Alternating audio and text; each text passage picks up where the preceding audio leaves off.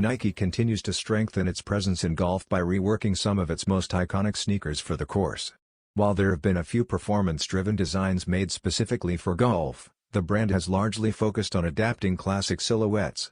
Models like the Air Jordan 1, Jordan 4, Jordan 5, Air Max Plus, Roshe Run, and Flyknit Chukka have all been transformed into golf-ready options, blending lifestyle appeal with on-course function. Among them, the Nike Air Max 90 stands out as the most consistent and widely released golf retrofit. Over the past several years, more than 24 Air Max 90 golf colorways have appeared, proving how well the design transitions from street to fairway. The upcoming Air Max 90 Golf Spruce Lime leans fully into a fresh spring look. Bright volt accents highlight the swoosh, while aqua tones cover the mudguard, heel, and eye stay. Underneath the bold colors, updated traction, no-soak construction, and modified mesh ensure proper performance.